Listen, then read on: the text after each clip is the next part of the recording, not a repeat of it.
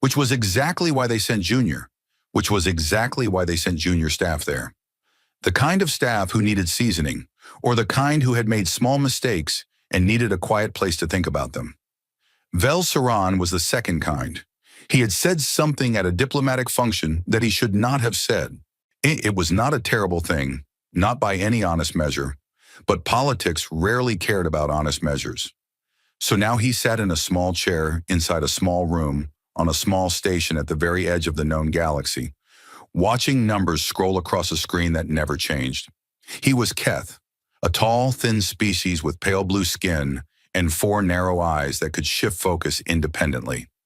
It was a useful trait for reading multiple data screens at once, and which was the only useful thing about his current posting. He had been here for 3 months. He had 41 more to go.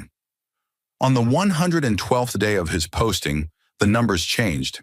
It started as a whisper in the long-range array, a faint signal buried so deep beneath the noise of space that the automated systems flagged it as interference and moved on. But Vel Saran had 4 eyes and very little else to do, and something about the pattern made him sit up straight in his chair. And he pulled it up on the main screen and expanded it. The signal was weak, very weak, but it was structured. It had rhythm. It repeated at fixed intervals. That was not interference. Interference was random. This was not random. He ran it through the station's translation library. The library contained every known communication format used by every known species in the Concord over the past 8,000 years. The system scanned through them one by one and found nothing. Are held communication formats that were no-held communication formats that were no longer in use. Formats from dead civilizations. Formats from forgotten ones. The match came back in 11 seconds. Vel Saran read the result 3 times. Then he sat very still for almost a minute. The format belonged to a species called humans. The file attached to the entry was short. Most of what the Concord knew about humans was short, because most of what they had done had been brief. A few thousand years of space travel, some contact with neighboring systems, a handful of diplomatic exchanges that had been considered promising, and then nothing. 20,000 years of nothing. The Concord had spent centuries trying to determine what had happened to them. The final consensus, recorded in the official historical register, it was probable self-termination. The file had been closed. The species had been listed as extinct. The matter was considered settled, and yet here was their signal. Vel Saran sent the data to the station's senior officer, a heavy-set Dron named Commander Balek, who looked at it for a long moment and then looked at Vel Saran with the expression of someone who did not want their quiet shift disturbed. "Run it again," Balek said. Vel Saran ran it again. Same result. "Check the archive entry. I'll make sure it's not corrupted." Vel Saran checked. The archive entry was clean. Balek sat down slowly. He looked at the screen. He looked at Vel Saran. He looked at the screen again. "Send it up the chain," he said quietly. "Send everything." The signal reached the Concord's main communications hub at Thesavon within 6 hours. It sat in a queue for another 4 hours before a duty officer opened it, read the attached analysis, and immediately forwarded it to 3 separate departments simultaneously. The Department of Deep Space Survey, the Xenological History Division, and, because the duty officer had good instincts, the Office of Admiral Thress of the Concord Fleet. Admiral Thress was not an easy person to alarm.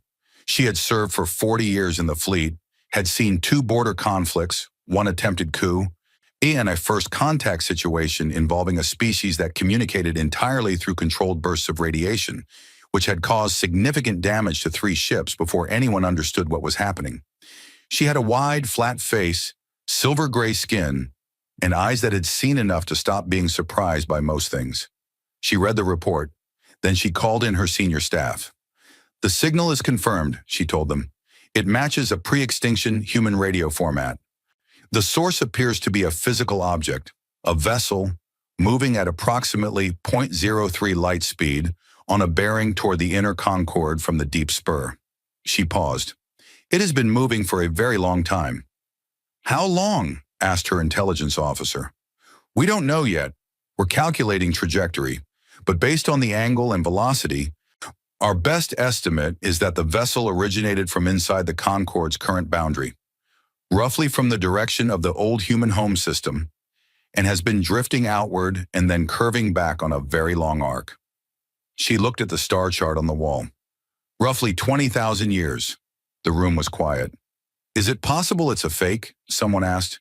A recovered artifact being transported? Or a probe someone launched to cause confusion? Possible, Thress said. We will not know until we reach it. She authorized a retrieval mission within the hour. A single Concorde vessel, the Patience, a mid-class survey ship, was redirected from its current assignment and set on an intercept course. The crew was told only that they were responding to an anomalous deep space signal. Nothing else was shared yet. Thress was careful about information. She had learned long ago that the wrong words, shared too early, had a way of becoming rumors, and in rumors had a way of becoming panics. She also sent a private message to Vel Saran on the sensor station, commending his attention to detail. She did not mention the reassignment she was already arranging to bring him to Thesavon. That could wait. The Patience reached the object 12 days later. It was enormous. That was the first thing the crew said when it appeared on their screens. The captain of the Patience, a methodical Yeneri woman named Doss, had been told to expect a vessel. She had expected something small, a probe perhaps, or an early-era exploration pod. What her screens showed her was a ship the size of a small city. It was roughly cylindrical, almost 2 kilometers long, with a wide central body flanked by structures that might have been engine housings or habitat rings. It was difficult to tell from the state of them. The hull was deeply scarred by time. Micrometeorite impacts had left thousands of small craters across every surface. Parts of the outer hull had warped from what looked like ancient heat damage. Solar wind had stripped paint and markings from most of the exterior. But along the lower flank of the central body, protected by a long overhang of hull plating, a set of letters and numbers were still just barely visible. Doss had the image enhanced. She read the letters aloud on the bridge. UEEC Endurance. Registry 77 Alcyon. She transmitted this back to Thesavon immediately. Doss followed the instructions exactly. Her crew brought the Patience alongside the Endurance carefully, matching the old ship's slow drift. Up close, the scale of it was even more striking.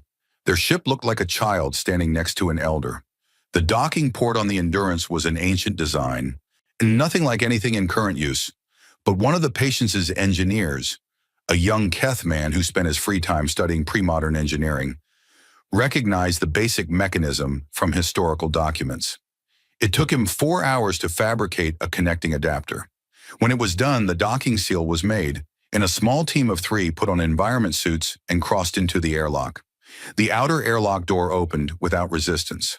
But it was slow. The mechanism was old and stiff, but it worked. The team stepped inside.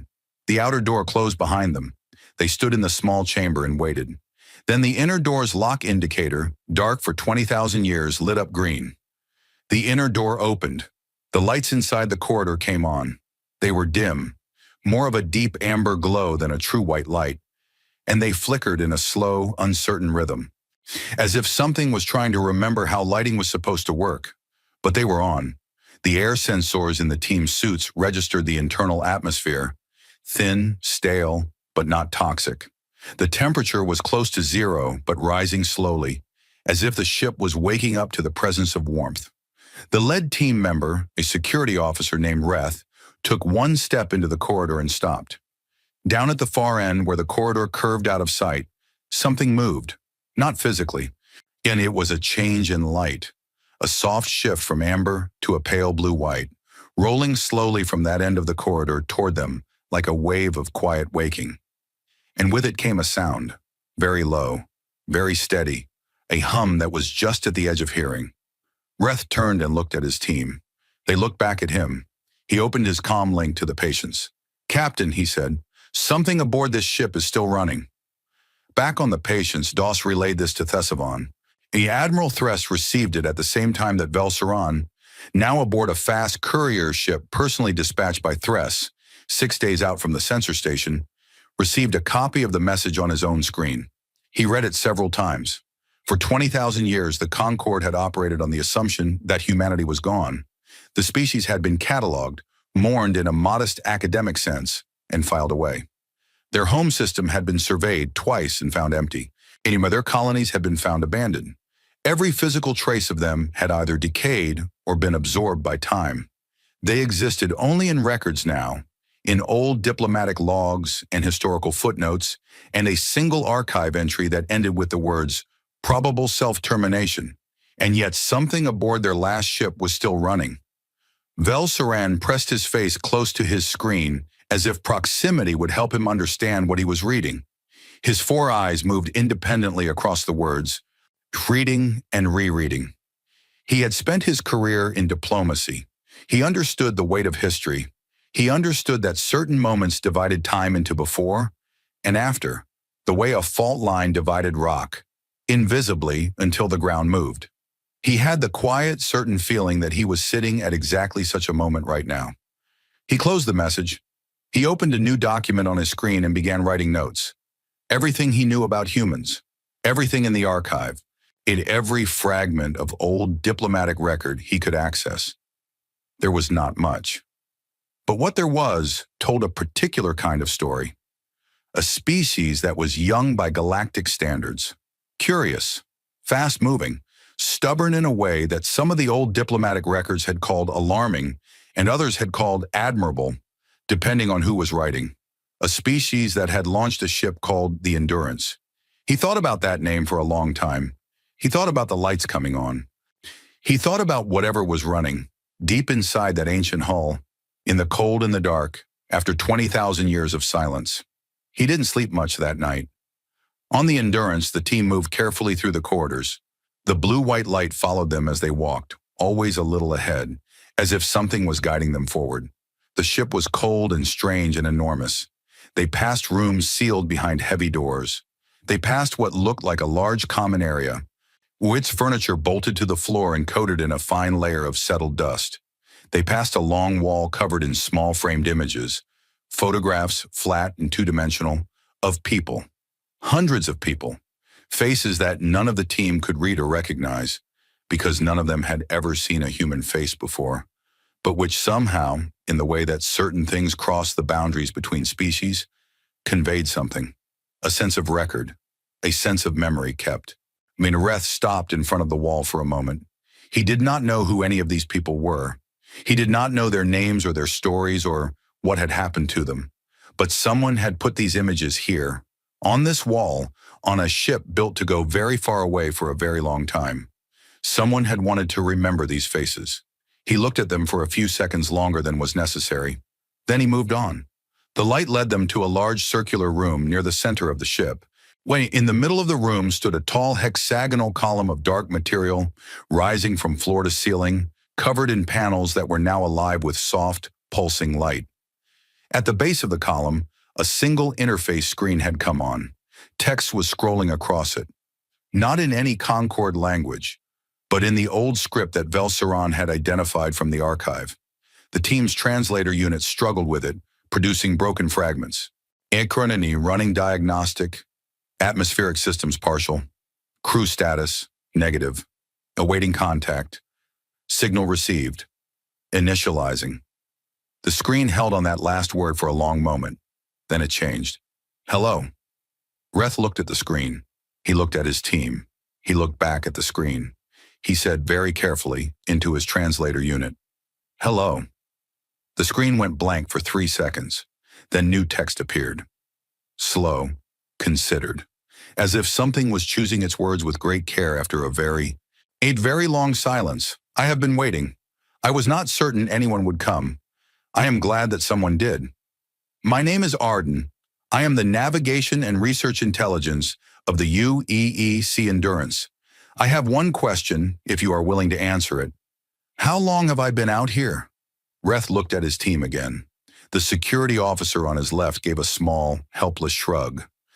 Reth turned back to the screen. He checked his translator settings.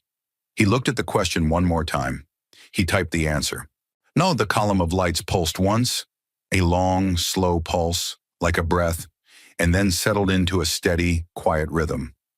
Whatever Arden's response was to learning that it had been drifting alone in the dark for 20,000 years, it kept it to itself for now. The lights stayed on. The ship kept drifting.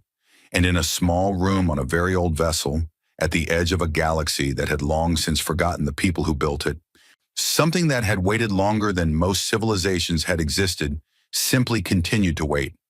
Because waiting, it turned out, was something it was very good at. The Concorde Research Station, Mirabel, was not built for excitement.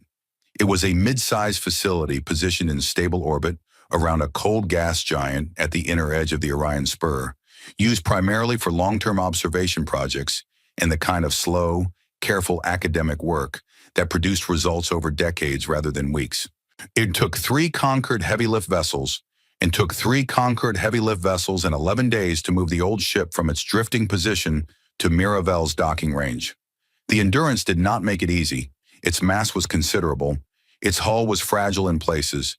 And twice during the transit, a section of outer plating came loose and had to be carefully retrieved before it drifted into the tow cables.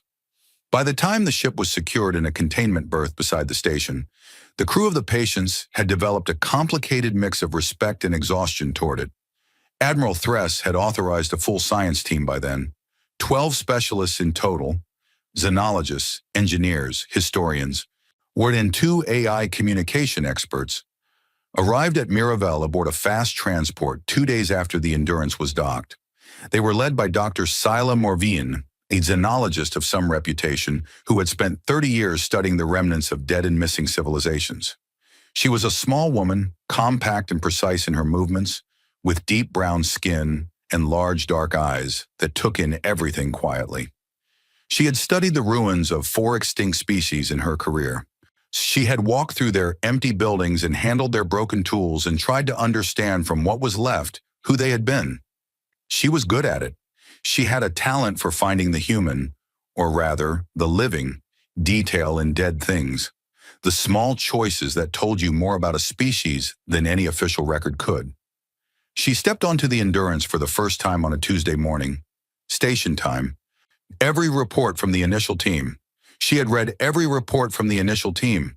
She had reviewed Velsaran's archive notes, which had arrived with the science team briefing. She thought she was prepared. She was not fully prepared. The ship was larger on the inside than any description had made it feel. When walking its corridors was like walking through a place that had been very much alive and was now suspended in a kind of deep, held stillness. Not dead exactly, but paused. The dust was thin and even. The air was cold and carried no smell at all, which was somehow stranger than if it had smelled of something. The lights came on ahead of her as she walked. That same slow blue-white wave that the first team had reported, moving just ahead of her steps as if something was paying attention. Something was. Arden had been communicating through the interface screen in the central column room since first contact, but by the time Sayla arrived, the AI communication experts on her team had made progress.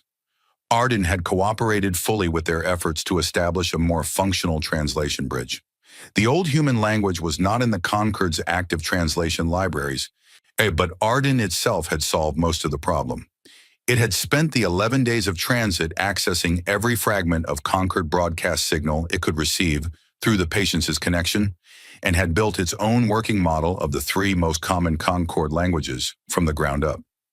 By the time Sayla walked through the door of the central column room, Arden could speak to her directly through the room's audio system in passable, slightly formal Concorde standard. "Doctor, Morven," Arden said when she entered. The voice was calm and even, neither high nor low, carrying a quality that was difficult to name. A kind of careful precision, like someone who had thought about every word before saying it. "Arden," she replied. She looked up at the column of lights. "How are you?" There was a short pause. "I am functional. My core processes are stable. Several secondary systems remain offline due to power limitations. I have a list of repairs that would be useful. If your team is willing." "We'll get to that," she said. "First, I want to talk." "I expected that," Arden said. "You are a xenologist. You study civilizations that are gone. You want to know about mine." "Yes," she said simply. Another short pause. "Ask your questions, Dr. Morven. I will answer what I can." What followed over the next several days was the strangest and most extraordinary series of conversations that Sayla had ever had in her career. So she came back to the central room every morning and sat in a chair she had brought from the station. And she talked to Arden. Her team worked around her. Engineers assessing structural integrity, historians cataloging the ship's contents room by room, the AI specialists monitoring Arden's communication patterns. But she sat and she talked, and Arden answered. Arden had been built as a navigation and research intelligence. Its purpose had been to manage the Endurance's course, to assist the crew with scientific work, maintain ship systems, and keep records. It had been doing all of these things in one reduced form or another for what it now understood to be 20,000 years. The full scope of that number had taken some time to settle into its processing. On the second day, Arden said something that stayed with Sayela for a long time afterward. I understood the number immediately, Arden said. 20,000 years. I could calculate it without difficulty. What took longer was understanding what it meant. A number is not the same as a meaning. What does it mean to you now, she asked. It means that everyone I was built to serve is gone, Arden said, or at minimum, gone from any place I can reach. The mission crew of the Endurance numbered 212 people. I knew each of them. I had records of their voices, their sleep patterns, their preferences, their habits. They have been dead for 19,000 years at least. A pause. Understanding that took longer than understanding the number. Sayela did not say anything for a moment. I'm sorry, she said. Thank you, Arden said. And somehow, despite being an artificial intelligence speaking in a language it had taught itself 11 days ago, it sounded as if it meant the response. The crew of the Endurance, Arden explained, had departed the human home system, a place called Earth, orbiting a star called Sol, approximately 21,000 years ago, made by the Concorde's current calendar. The mission had been a deep space exploration project authorized by something called the United Earth Exploration Corps. The goal had been to travel beyond the range of any previous human mission, catalog what they found, and return. The outward journey had gone well for the first several hundred years. The crew worked in long rotation shifts, spending most of their time in a low metabolism preservation state that the humans called cold sleep, and waking in small groups to carry out their duties before returning to sleep. It was a practical solution for a species whose individual lives were short, but whose ambitions were long. Then, approximately 840 years into the mission, they had received the last transmission from Earth. Arden had kept the transmission. It had kept everything. 20,000 years of careful archiving in low-power data cores that had been designed, with very human stubbornness, to last for exactly this kind of circumstance. Sayela asked to hear the transmission. Arden was quiet for a moment. I should tell you first that I have listened to this transmission many times. I am familiar with its content. I want to note that. Why? Sayela asked. Because I want you to understand that what I'm about to share with you is not something I am experiencing for the first time, Arden said. I have processed it. I am stable. I simply wanted that to be clear. Sayela nodded slowly. Hey, play it. The audio that came from the room's speakers was thin and fractured. 20,000 years of storage had worn it down. But it was audible, a human voice. The first human voice Sayela had ever heard. It was a woman's voice, she thought, though she could not be certain. Human vocal ranges were outside her experience.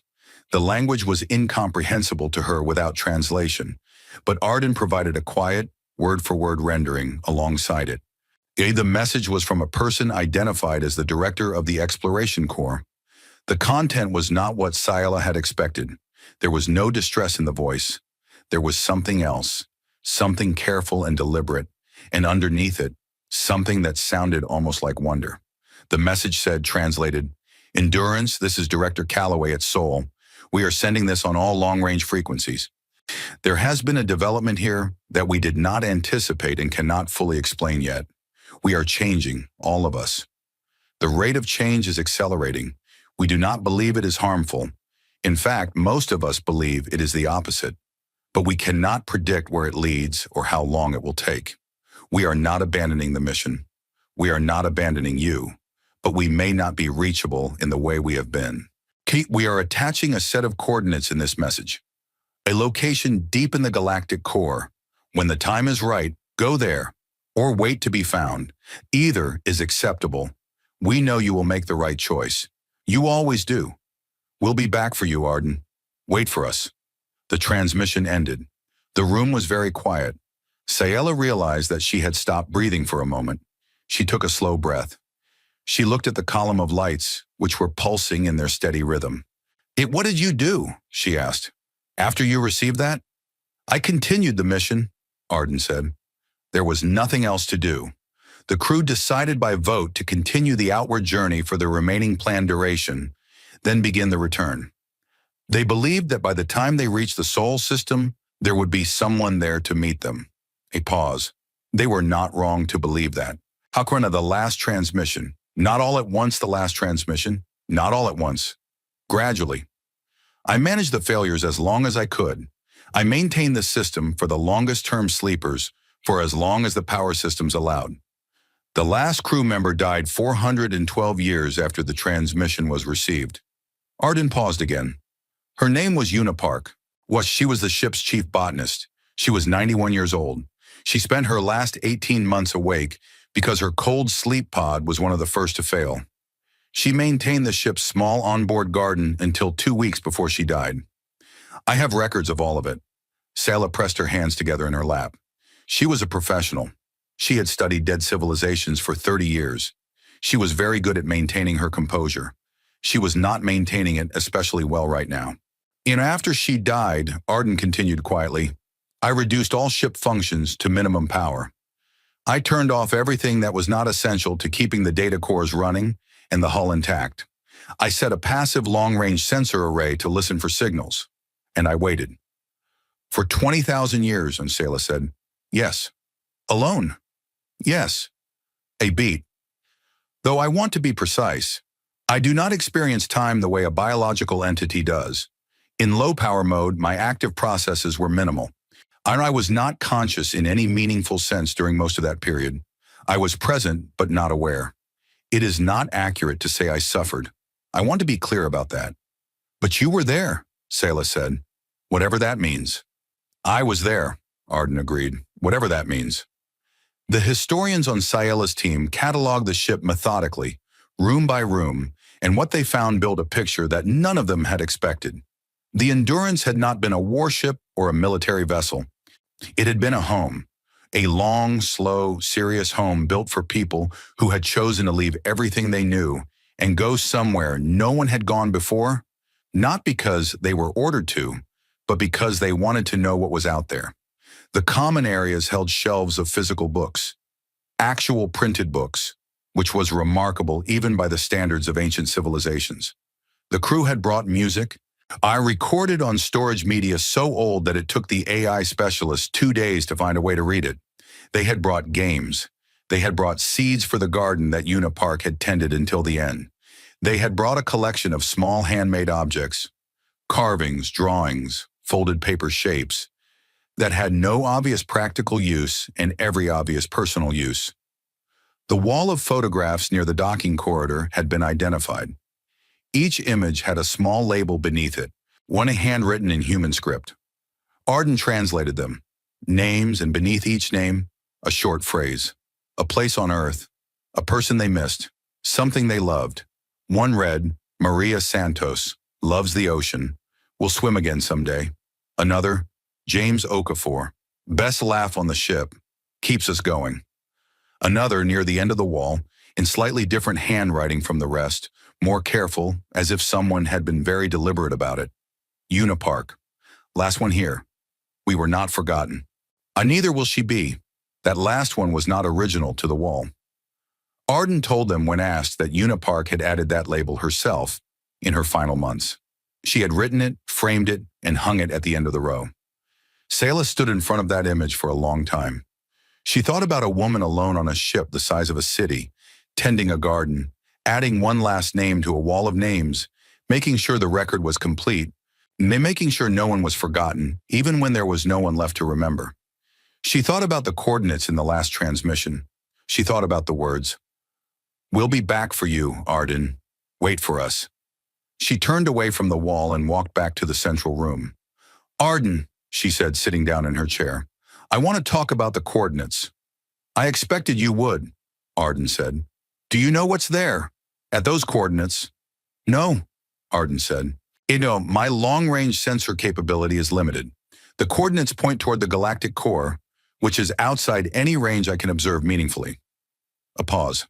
But I have been running calculations since my systems came back online. I have been cross-referencing my own long-range sensor logs from the past 20,000 years. The passive array I mentioned. There are anomalies. Another pause, slightly longer. Recurring gravitational signatures that do not match any known stellar body. Faint signal patterns that appear and disappear on no predictable schedule. Certain regions of space that my sensors have consistently read as slightly wrong in ways I cannot fully characterize. Sayla leaned forward. Wrong how? As if something very large is present, Arden said carefully, but is choosing not to be seen. The room was quiet again. Outside the Endurance's hull, through several layers of metal in the hard vacuum of space, and the stars were the same as they had always been. The same cold lights in the same dark, patient sky. Arden, Sayla said slowly, do you think they're still out there? Arden did not answer immediately. When it did, its voice was the same as always. Even, careful, precise. But there was something in the pause before the words that Sayla would think about for a long time afterward. The transmission said, "We'll be back for you," Arden said. In my experience, which covers a significant period of time, humans do not say things they do not mean. News in the galactic Concord traveled at the speed of politics. The technical speed of information was faster. A message could cross the Concord's core systems in hours through the relay network. But the speed at which information became known, discussed, debated, feared, celebrated, it twisted into shapes that served particular interests. That speed was entirely dependent on who was talking to whom and what they wanted to happen next.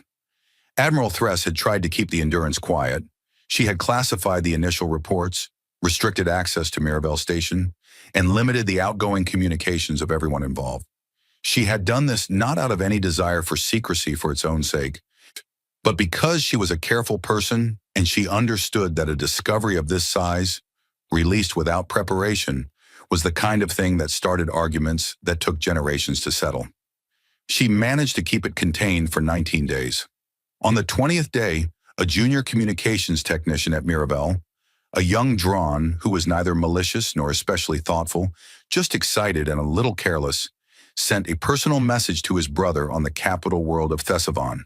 And the message described, in enthusiastic and not entirely accurate detail, the discovery of an ancient human vessel, a still functioning artificial intelligence, and a set of mysterious coordinates pointing toward the galactic core. His brother told 3 people. Those 3 people each told several more. The relay network did the rest. Within 48 hours, the Concord Grand Assembly had received formal inquiries from 31 of its 47 member species. Within 72 hours, the story had reached every major news relay in the Concord. Within a week, it was the only thing anyone was talking about. Thress received the news of the leak while sitting in her office at Fleet Headquarters, drinking cold tea and reading Dr. Morvin's latest report from Mirabel. She set the report down. She looked at her tea. She drank the rest of it in one go. Then she began preparing for what she knew was coming. The Concord Grand Assembly met on Thesavon in a chamber that had been built to impress. The ceiling was high and curved, inlaid with a mosaic depicting the 47 species of the Concord in a great circular arrangement, each one rendered in its own colors, all of them facing inward toward a central image of a shared sun. The chamber seated 400 representatives and could accommodate observers in a gallery above. It was a beautiful room. And like many beautiful rooms built by committees, it was also a room where a great deal of unbeautiful behavior regularly took place. The session called to address the Endurance discovery was the most heavily attended in 20 years. The gallery was full. Every seat on the floor was occupied.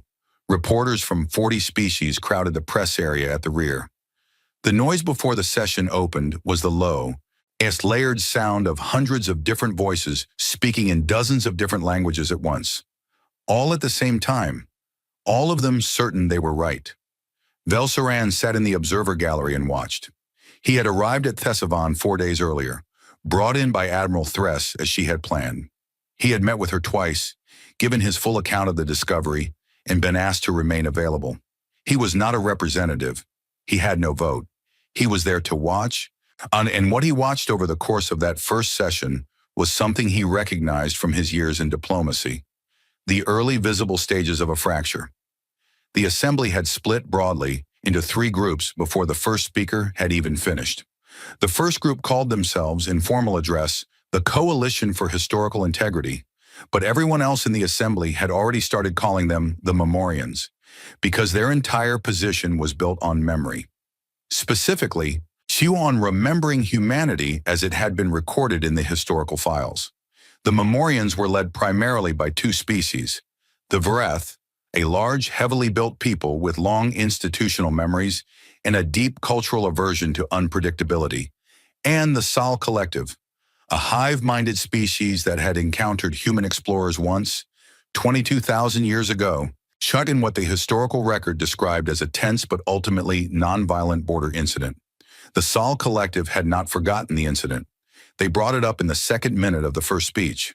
Their position was straightforward. Humanity had been listed as extinct. Extinct species did not have claims on conquered space, conquered resources, or conquered attention. The Endurance was a derelict vessel and should be treated as such, cataloged, studied at a safe distance, and then secured. The coordinates in the transmission should be investigated cautiously, if at all, and the results kept confidential. The Concorde had spent 20,000 years building a stable order. Introducing an unknown variable of this magnitude without extreme caution was, in the Memorian view, somewhere between reckless and dangerous. The Vereth representative, a broad-shouldered elder named Councillor Goss, put it more directly than most. "We do not know what humanity became," he said, standing at the central podium with the calm weight of someone who had been in many rooms like this one. "We do not know what they did in 20,000 years of silence. We do not know if what returns, if anything returns, is what left. Caution is not fear. Caution is wisdom." He paused. "And I will remind this assembly that wisdom is the reason we are all still here." There was significant applause from one section of the chamber, significant silence from another. The second group had no formal name yet, though the press had started calling them the Seekers, which most of them seemed happy enough to accept. They were a looser coalition: smaller species, younger members, academics and explorers, and a handful of commercial interests who had done the political calculation and decided that the arrival of a 20,000-year-old post-human civilization was more likely to represent opportunity than threat. They were led informally by a Yeneri scholar named Representative Dessa, who had written extensively on pre-modern galactic civilizations and had, in Velsaran's assessment, exactly the right amount of excitement and exactly the wrong amount of political patience. Dessa's speech was passionate and detailed and about 40% too long, but its core argument was simple. The Concorde's founding charter committed every member species to the pursuit of knowledge and the expansion of understanding. A species that had been missing for 20,000 years had reappeared. Not aggressively, not threateningly, but in the form of a single old ship carrying an AI that had learned 3 Concorde languages in 11 days and had spent 20 millennia keeping meticulous records. This was not a threat. This was the most significant event in living memory, possibly in all of recorded conquered history, and responding to it with suppression and suspicion was a betrayal of everything the conquered claimed to stand for. "We should send a mission to those coordinates," Dessa said, leaning into the podium microphone with the energy of someone who had been waiting their whole career to say exactly this. Not a military mission, a scientific one, an open hand, not a closed fist. She looked around the chamber. "Or we can do what the Memorians suggest.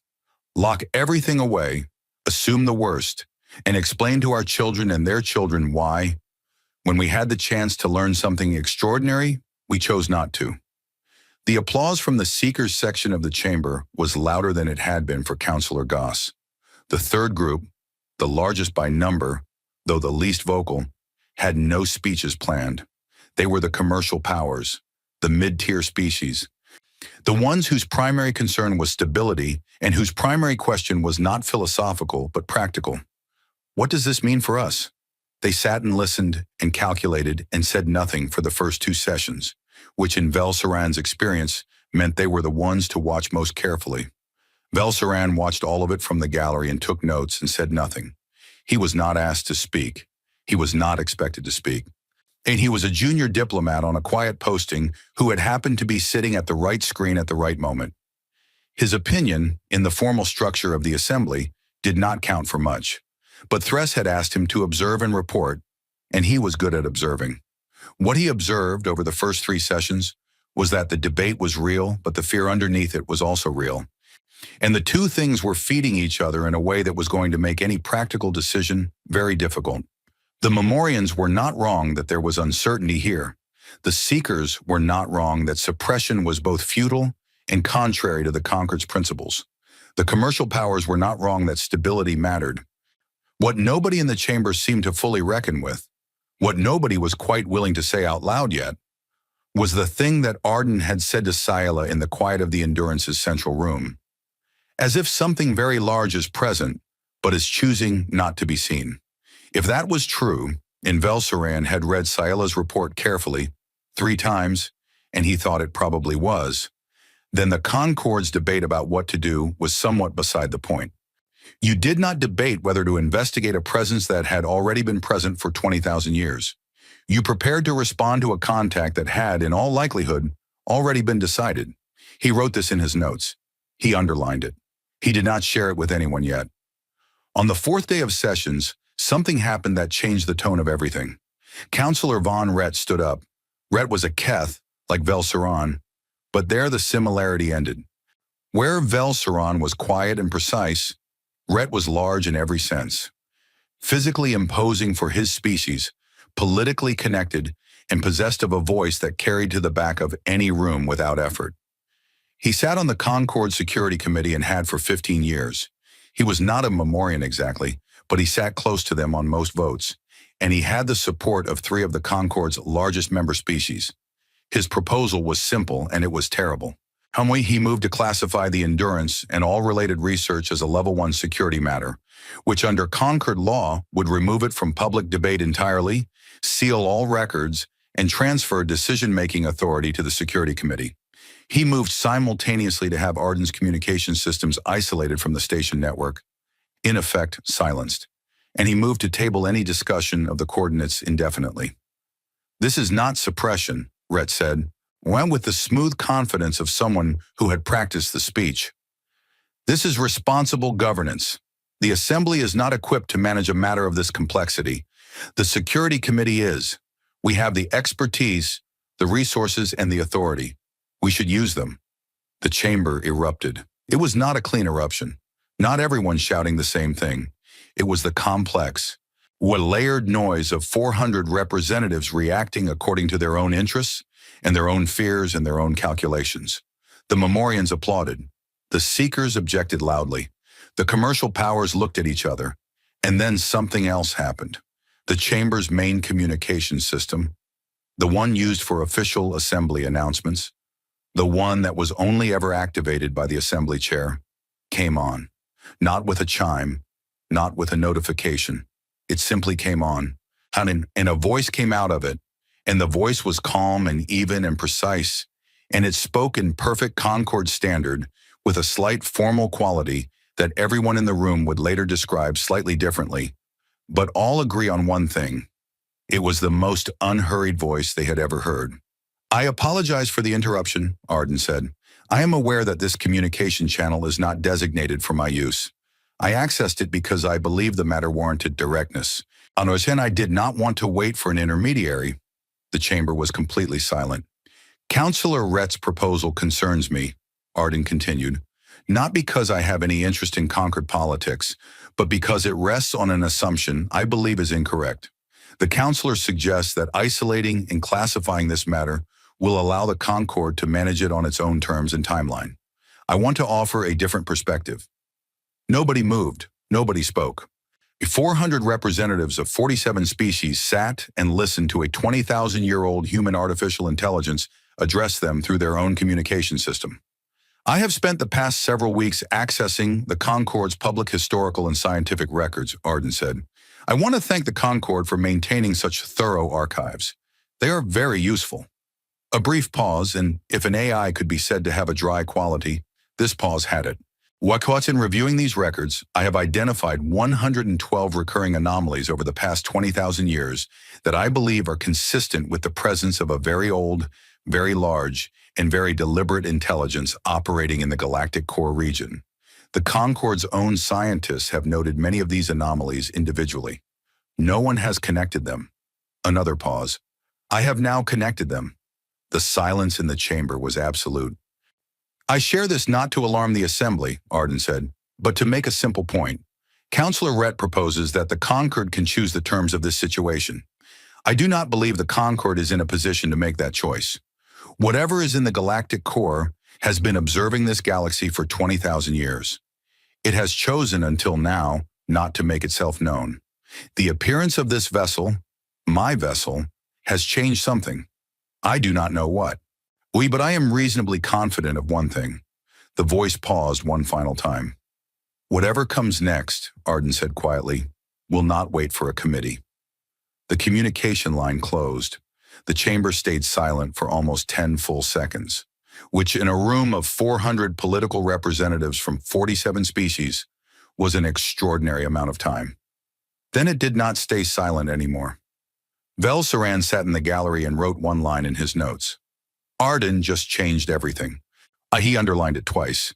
Then he looked up at the chamber floor, where 400 voices were all talking at once, and he thought about a ship drifting in the dark for 20,000 years, and an AI that had spent that time listening, and the last line of a transmission from a dead civilization's director. We'll be back for you, Arden. Wait for us. He thought about what it meant to keep a promise across 20 millennia. He thought about the coordinates. He thought about 112 anomalies now connected, pointing like fingers toward the galactic core. He thought about the woman named Una Park, who had kept a garden alive on a ship full of the dead, and added one last name to a wall and made sure the record was complete. He thought, they were not the kind of people who made promises lightly. Down on the chamber floor, the debate raged on. But Vel Saran was no longer watching the debate. He was watching Councillor Rhett, one who had sat down very quietly after Arden's address and had not said a single word since. The councillor's face, Vel Saran noted, was the careful, still face of someone doing rapid recalculation. Someone who had walked into this session certain of his position and was no longer quite so certain. Good, Vel Saran thought. Then his personal communicator buzzed. A private message encrypted from Admiral Thress. It read, "A new signal has been received, not from the coordinates. From inside the Concord Relay Network. It is addressed to Arden by name. It is signed. Come to my office immediately." Vel Saran read the message. Then he read it again. He stood up from his seat in the gallery, very quietly, and left the room. Behind him, the debate continued. But outside, somewhere in the vast and patient dark between the stars, something that had been silent for 20,000 years had decided that the silence was over. The signal had arrived at 0347 station time, when most of Miravel was asleep. It had not come through any external antenna. It had not arrived on any frequency the station monitored. It had appeared fully formed inside the Concord Relay Network itself, not transmitted into the network from outside, but simply present within it, the way a word is present in a sentence, as if it had always been there, and someone had only just chosen to make it readable. And the duty technician who found it had stared at her screen for almost a full minute before calling her supervisor. Her supervisor had stared at it for 30 seconds before calling the station commander.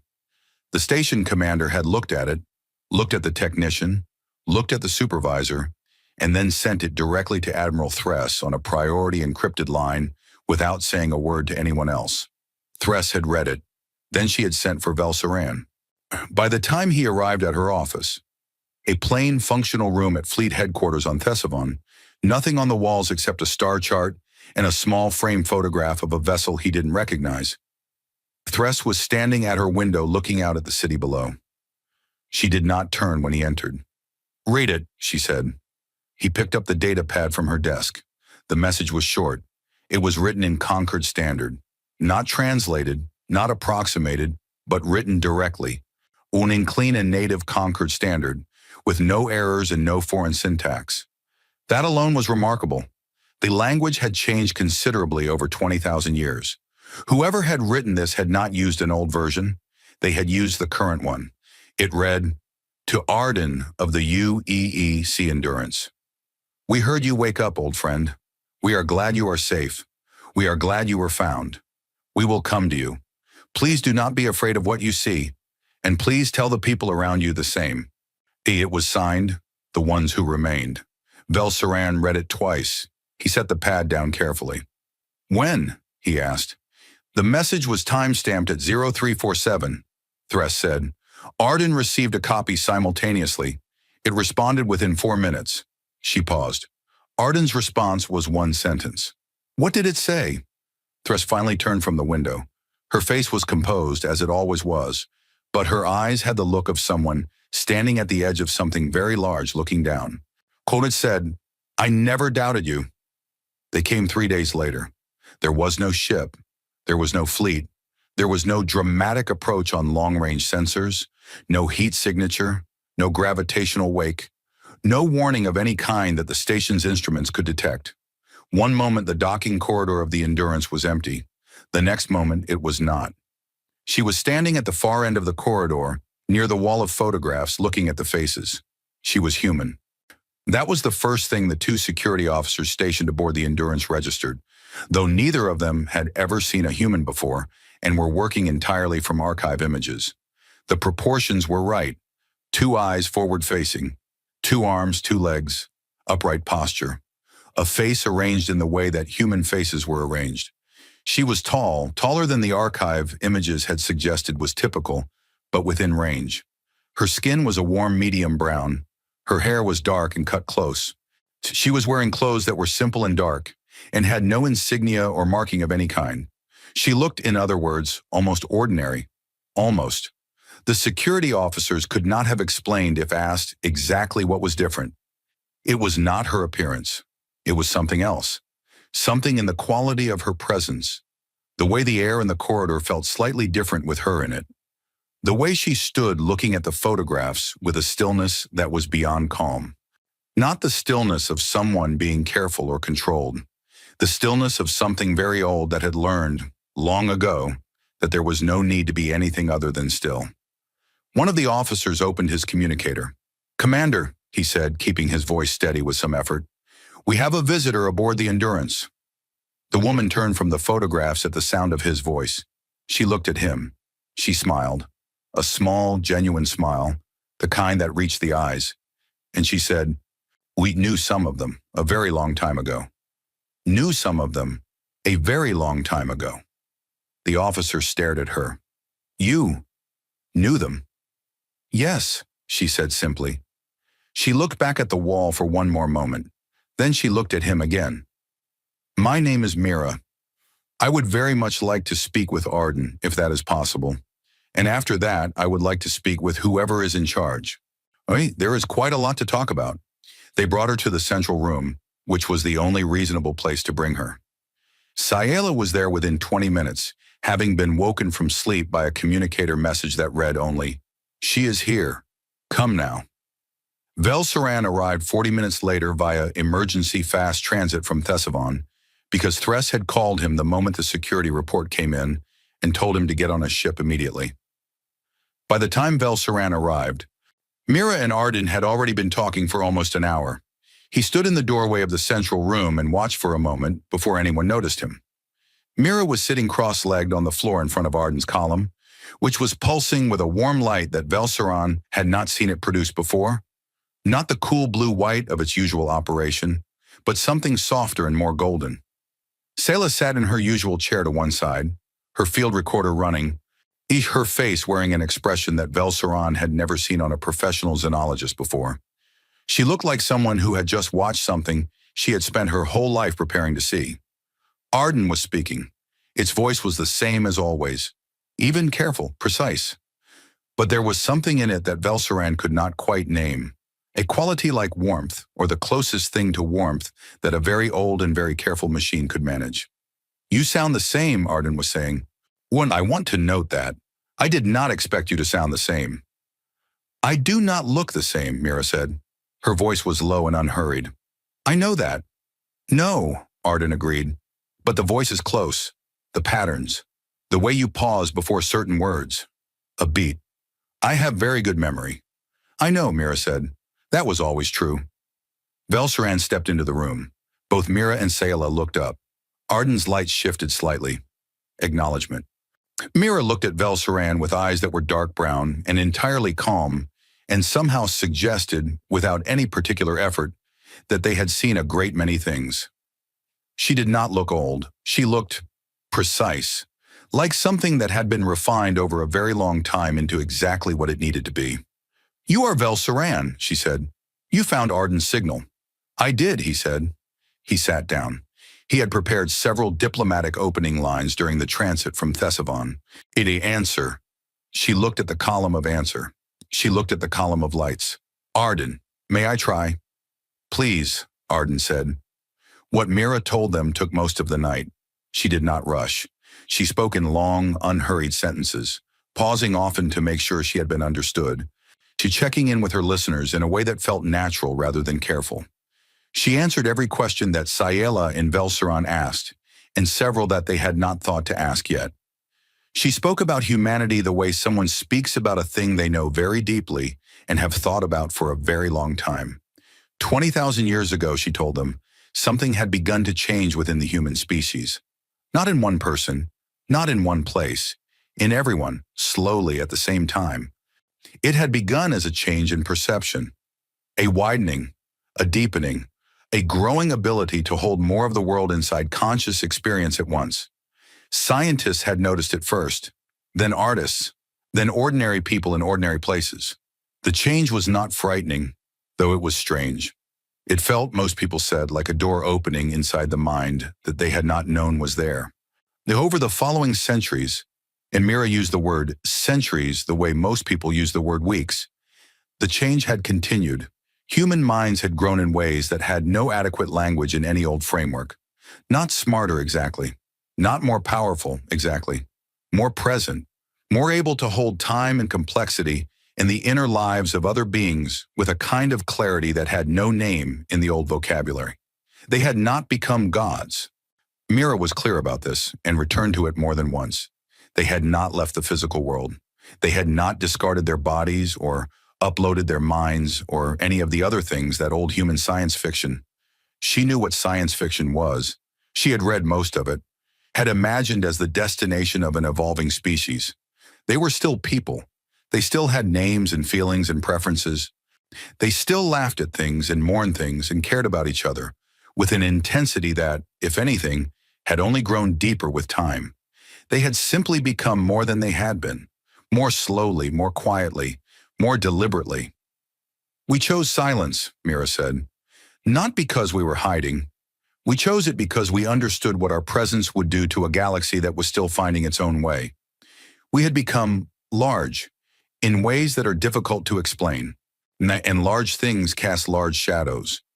We did not want to cast a shadow over everything else. She paused. We had learned by then to be patient. 20,000 years of patience, Velsaran said. Yes, that is a very long time. Mira looked at him with those calm, deep eyes. Yes, she said again. It is.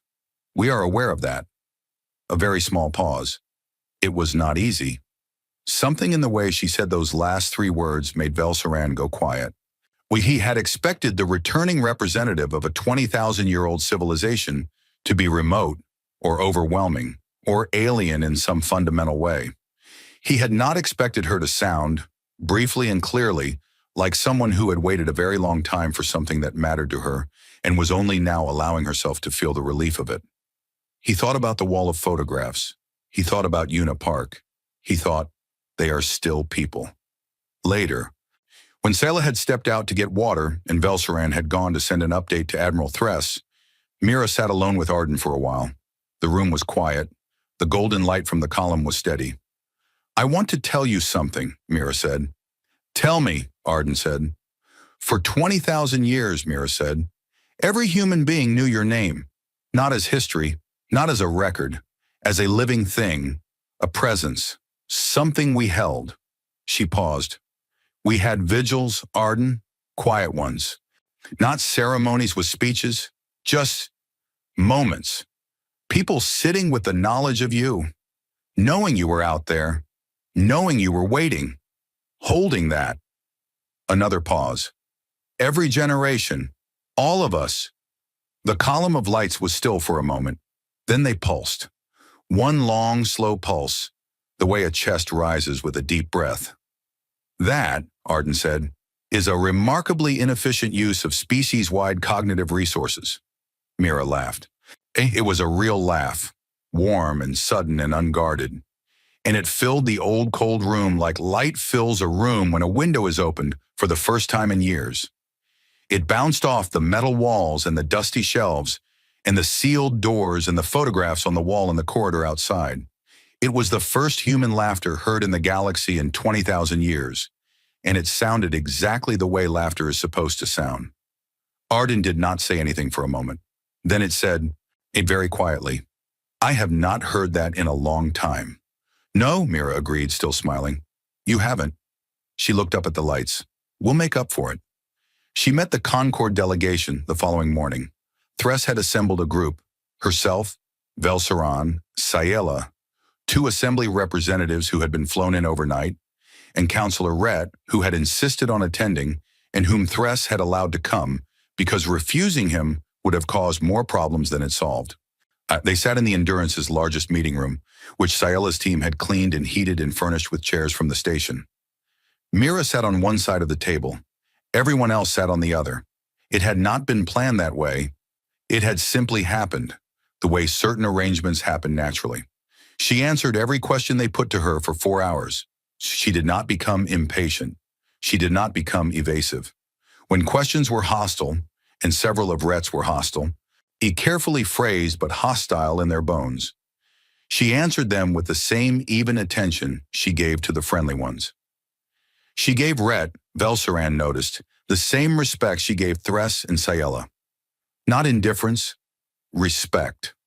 The specific respect of someone who has had 20,000 years to understand the difference between a person's behavior and a person's worth. Rhett asked at one point the question that Velsaran suspected he had really come to ask. "And how many of you are there?" he said. "And what are your intentions toward the Concord?" Mira looked at him steadily. "There are many of us," she said. "I will not give you a number because numbers, in our case, are complicated.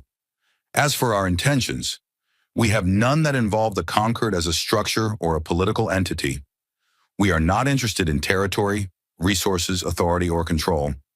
We are interested in people." She paused. "In knowing them, in being known by them, in being present in a galaxy we have loved from a distance for a very long time, and being present in it honestly and openly." She held Rhett's gaze. "We came back because it was time, because Arden woke up and the galaxy found it, and that was the sign we had been waiting for. Not a political sign, a personal one." Rhett looked at her for a long moment. Something moved behind his eyes, the continuing rapid recalculation that Velsaran had first noticed in the assembly chamber. And then, too slowly, he nodded. Not agreement, exactly, but the nod of someone who had asked the real question and received what felt, against his expectations, like a real answer. That evening, as the meeting ended and people filed out, Velsaran stayed behind. Mira was looking at the table, her hands resting flat on its surface, in that particular stillness of hers. "Can I ask you something personal?" Velsaran said. "Yes," she said. "You said you knew some of the people on the wall of photographs." He paused. "How is that possible? They died 19,000 years ago." Mira was quiet for a moment. Then she said, "I told you that our relationship with time has changed. That is not a simple statement. What I mean is, I remember them." "Directly?" She looked at her hands. "I was there when the ship left. I was young then. Very young. I knew some of the crew. I watched the Endurance launch." She looked up at him. "And I have been many things since then. I am not who I was, but the memories remain. All of them." A pause. "Every single one." Velsaran thought about that. He thought about being old enough to remember watching a ship launch that had been drifting in space for 20,000 years. He thought about what you would have to become, what you would have to learn to carry, to hold that kind of time without being crushed by it. Is it hard? He asked. Mira considered the question seriously, the way she considered all questions. Some days, she said. Yes.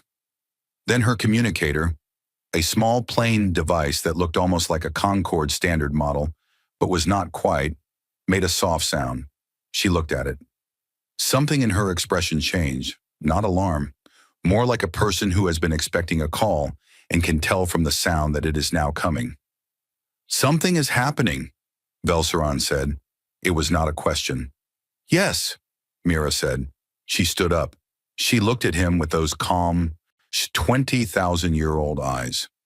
The fleet that Counselor Rhett requested, the one Admiral Thress did not know he had already authorized, has been deployed. It is on its way here. She paused. They intend to destroy the Endurance before we can, as Rhett puts it, reintegrate. Velsaran stared at her. How do you know that? We have been listening to your communication networks for 20,000 years, Mira said, not unkindly. Ibu, we know everything that happens in them. She walked toward the door. Come with me. I think it is time for the Concorde to see something. She paused in the doorway and looked back at the room. The clean table, the borrowed chairs, the faint hum of the Endurance all around them. We did not come back to fight, she said quietly, but we did not come back to hide either. She walked out. Velsaran stood alone in the room for exactly 3 seconds. Then he followed her. The fleet came in fast. Whole 47 warships, drawn from 3 different Concorde member species, arrived at the edge of Miravel's sensor range at just past midnight station time. They dropped out of fast transit in a wide formation. The kind of formation that was designed not for combat but for presence, for the visible, undeniable statement of force. They were not hiding. They had not been sent to hide. They had been sent to be seen and to make clear that what was seen had teeth. On the bridge of the lead vessel, one Avreth warship called the Immovable, the commanding officer looked at his screens and confirmed what his orders required. The target was the Endurance, still secured in Miravel's containment berth. The station itself was not a target. Civilian personnel were to be given time to evacuate the immediate area. The operation was to be conducted cleanly and quickly and without unnecessary escalation. The commanding officer, a career officer, professional, neither cruel nor especially reflective, had read his orders 3 times because something about them had made him uneasy in a way he had difficulty articulating. He had served for 20 years. He had carried out difficult orders before, but there was something about this particular mission, something about the target, an ancient vessel that had been drifting alone for 20,000 years, now finally docked, finally still, that sat uneasily in him. He set the unease aside. Thus he had his orders. He opened a channel to Miravel Station. Miravel Station, this is Commander Vorek of the CNS Immovable. You are instructed to clear the containment area around the vessel, designated Endurance, immediately. This is a Concorde Security Committee directive. Comply within 30 minutes. The response from Miravel was immediate and came not from the station commander, but from Admiral Thress, whose voice carried the very specific quality of someone who was furious in choosing, with great effort, not to show it. Commander Vorek, I am Admiral Thress, Fleet Command. I was not informed of this operation. Stand by. Admiral, my orders come directly from the Security Committee. I am not required to... I said stand by, Commander. A pause, then Vorek said more carefully. Standing by. On the Endurance, Mira stood on the bridge. It was the first time she had been on the bridge. She had asked quietly if she might go there, and no one had found a reason to say no. And the bridge was large and dark, its consoles long dead, its view screen cracked along one corner. But Arden had routed a live sensor feed to one of the secondary screens, and it showed the fleet, 47 ships arranged in a wide crescent at the edge of sensor range, their running lights like a cold new constellation. Velsaran stood beside her. Scylla was there too. Neither of them spoke. Mira looked at the screen for a long time. Her face was still. She did not look afraid. She did not look angry. She looked, Velsaran thought, like someone reading a long and complicated sentence and taking the time to understand every word before responding. Arden, she said. Yes, Arden said. Its voice came from everywhere on the bridge, soft and even. Can you reach them? The ships. All of them at once. With the communication systems currently available to me, no, Arden said. However, a brief pause. You can. Mira nodded slowly. Yes, she said. I can. She closed her eyes. Nothing visible happened. There was no light, no sound, no dramatic shift in the air of the bridge. Mira simply stood with her eyes closed and her hands at her sides, breathing slowly.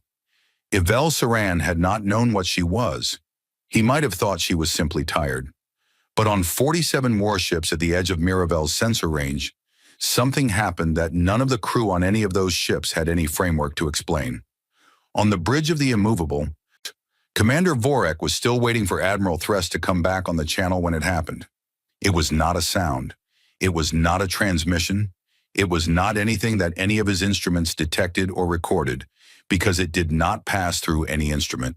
It arrived the way a thought arrives, simply present where a moment before it had not been. He became aware suddenly and completely of a presence, not threatening, not aggressive, one way that very few things in a person's way, that very few things in a person's life ever do. And with the presence came something else. Not words exactly, more like the meaning that words are trying to carry, arriving without the words themselves. Clear and direct and quiet. We know why you are here. We understand the fear behind this order. We do not hold it against you. We are not what you are afraid we are. But we are asking you, not commanding, not threatening, asking you, wait. Give us the chance to show you what we are. That is all we ask. Vorek sat in his command chair and felt, in a way he had never felt anything in 20 years of military service, that he was being seen, not assessed, not evaluated, seen. The specific, uncomfortable. He reached forward and took his weapons systems offline. He did not order his crew to do the same. He did not send a signal to the other ships. He just reached forward and took his own weapons offline, quietly, because it felt like the only honest response to what had just happened. On 31 of the other 46 ships, the same thing happened within the next 4 minutes. On the remaining 15, it took a little longer, but it happened there too.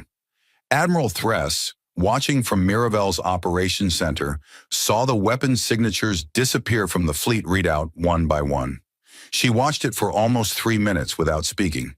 Then she said, to the room in general, "Is anyone able to explain what I'm looking at?" Nobody was. She looked at the readout for another moment. Then she said very quietly, something that was not part of any official report. Good. In the assembly chamber on Thesavon, the emergency session had been running for 6 hours. The news of the fleet deployment had leaked. Of course it had. Everything leaked now. And the chamber was beyond capacity. Representatives standing along the walls, the gallery overflowing. The debate had reached the specific pitch of an argument that has been going on long enough that people have stopped listening to each other and are simply shouting their own positions into the noise, hoping that volume will accomplish what logic has not. Then every screen in the chamber went blank at exactly the same moment. The noise stopped. When every screen in a room goes blank simultaneously, people stop talking. It is a reflex. The visual interruption triggers a pause in everything else. And on every screen, the same image appeared. Not a prepared broadcast, not a recorded message. It was a live feed. Vel Saran recognized it from the sensor display aboard the Endurance, showing the 47 warships of the conquered fleet sitting dark in the still at the edge of Miravel's range. Weapons offline, engines at standby, not advancing, not retreating, simply still. For 30 seconds, no one in the assembly chamber said a word. Then the screens changed again. This time it was a direct feed from the bridge of the Endurance, and what the assembly saw was Mira, standing in the dim and ancient room, looking directly at the camera with those calm, patient eyes. "My name is Mira," she said. Her voice came from every speaker in the assembly chamber, in every language simultaneously, each version native and natural, without translation lag. "I am speaking to the Concord Grand Assembly, and through the Assembly's public broadcast network, to every person in the Concord who is listening. The chamber was absolutely still. I want to say something simple, Mira continued, because simple is what this moment needs. We, humanity, the people who left this galaxy 20,000 years ago, are not returning as conquerors. We are not returning as gods or rulers or any other kind of authority over you. We are returning as neighbors. A pause. Very old neighbors, who have been away a very long time, who chose to stay away out of respect for your right to grow without our shadow falling over you. Another pause. We watched you, all 47 species of this concord. We watched you build this alliance from nothing, across thousands of years, across species that could not breathe the same air or agree on the same calendar. We watched you fail and try again, and fail again, and keep going. Her voice was steady and warm and entirely without performance. We are proud of you. Guanu in the chamber, Vel Saran would later learn, several representatives were crying, not from fear, not from grief, from the specific, the unexpected experience of being seen, the same experience that Commander Vorak had felt on his bridge, by something ancient enough to have watched them from the very beginning and kind enough to tell them that what it saw was good. We asked for nothing except the chance to be present, Mira said, to talk, to listen, to know you and to be known. That is all. Whatever comes from that, whatever relationship grows between us over the years and decades and centuries ahead, will come from that, from knowing each other, not from fear. She looked directly into the feed. Fear had its turn. It is over now. The screens went still on her face for a moment, then they returned to normal. The days that followed were not simple. They were not clean. The Concord was a political structure made of 47 species with 47 different histories and 47 different ways of being afraid. And none of that resolved itself in a broadcast from an ancient ship's bridge. And Counselor Rhett did not suddenly become a supporter of humanity's return. He became quieter, which was different but which Vel Saran, who had been watching him carefully, thought was more valuable. Quiet people could change. Loud people spent all their energy defending their last position. The Memorians did not dissolve as a faction. They remained, and they raised concerns that were not always wrong, and in the long, slow process of what came after, some of those concerns turned out to be useful.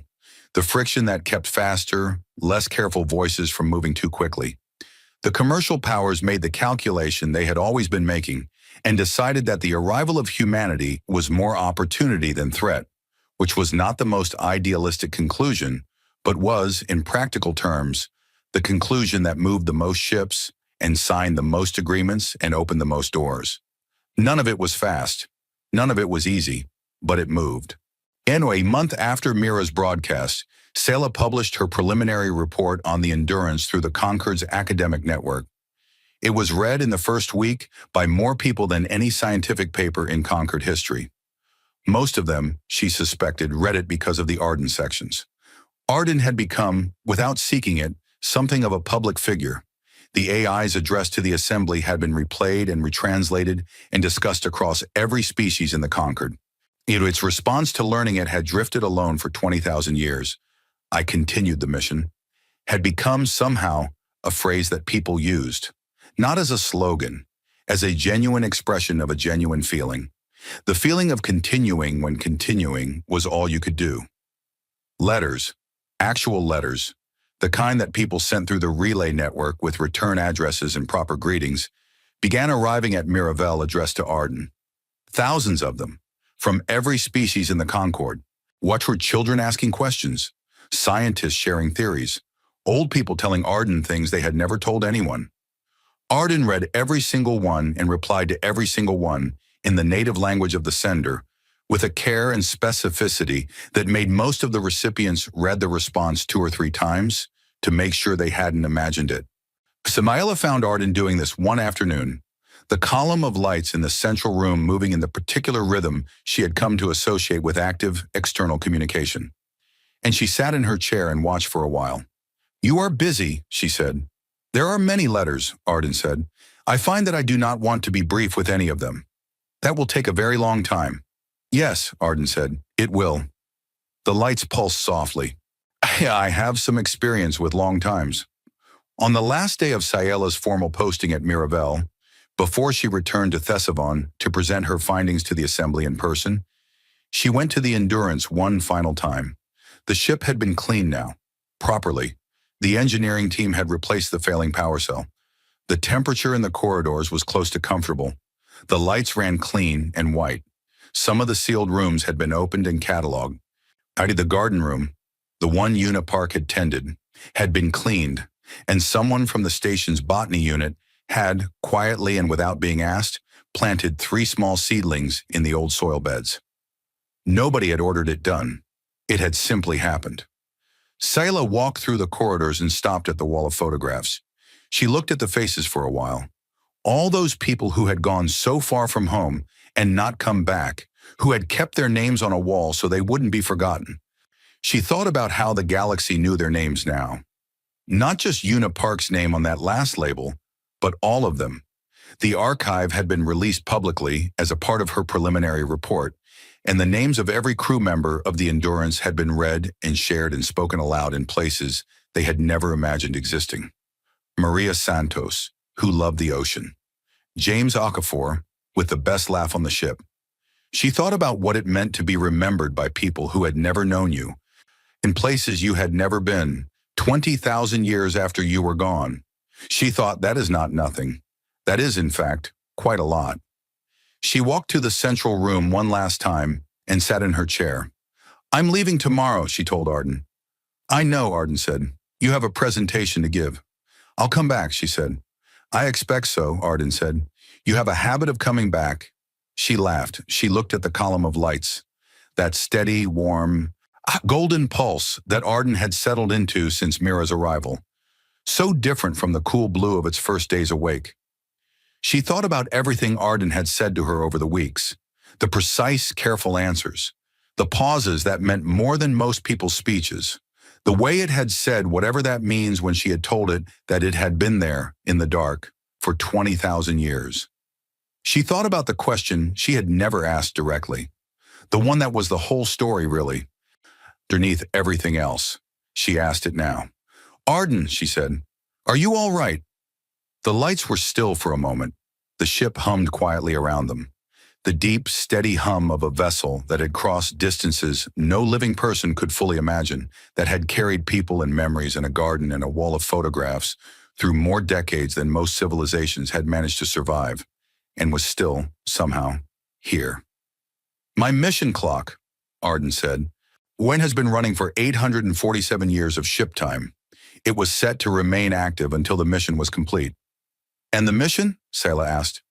"The mission," Arden said, "was to go out, to learn what could be learned, and to come home." A pause. Outside the Endurance's hull, the stars were the same as they had always been.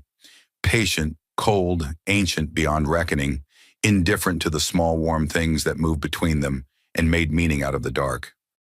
"I am updating the mission status now," Arden said. The lights pulsed once, slow and full and warm, the way a single chord resolves at the end of a long piece of music, arriving exactly where it was always going. "Mission status, complete." Another pause. And then, in the same even and careful voice, the voice of something that had waited longer than most things had existed and had come out the other side of all that, waiting still entirely itself. "I am," Arden said. "Very all right, Doctor. Kate Morvin." "Good," Scylla said. Her voice was steady. Her eyes were not entirely dry. "Good," Arden agreed. The lights stayed on. The ship stayed still. And in the warm and quiet heart of the oldest human vessel in the galaxy, 20,000 years of silence finally, completely, and without any fanfare at all, came to its end.